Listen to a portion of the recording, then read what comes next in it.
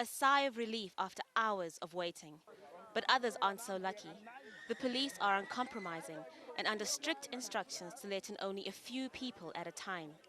The last thing they want to see is a free-for-all, but these people want to capitalize on a rare opportunity. Now that shop owners have been forced to lower their prices, people have come out in their hundreds to try and get goods cheaply, and the police have been called in to control the chaos. The government's crackdown on shops and order to cut prices by 50% has made some people nervous.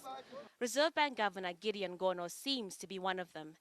A South African newspaper reported on Friday that he advised Robert Mugabe against imposing price controls, asked him to stop the land invasions and rethink some destructive policies that have been implemented. Right now, the business community is at a loss for words. And the government knows that we're running at a loss. We've made it clear. It's not something hidden. We're running at a loss, yes.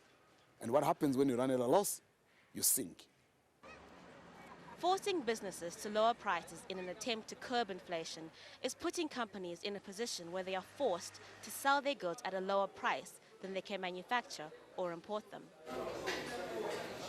This has resulted in a clear out of shelves, critical food shortages, and fights between customers. It's a painful ordeal just to buy a loaf of bread.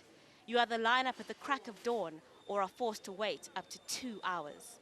I feel horrible. I shouldn't be doing this, waiting in a queue for bread. You don't find this in some places. I'm angry and hungry, I would say so. That's why we are here. Because we are hungry and the family is hungry also.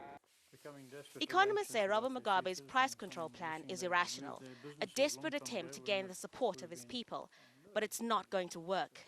It might seem a good idea that prices are half what they were last week, but what comes next? What comes next is nothing to buy next week. And are you going to be happy? So the people who believe they are happy today because the prices are down are going to be among the most unhappy in the weeks to come when there's nothing to buy, no matter how much money they might have.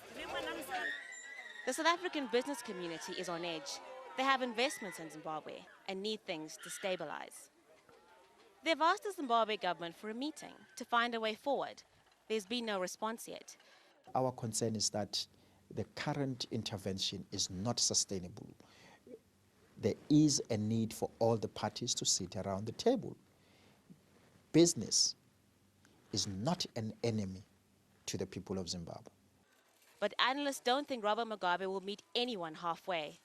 As the rest of business people intensify, supermarket shelves are empty, and basic essentials like meat and milk are very hard to find. Haru Matasa, Al Jazeera, Harare.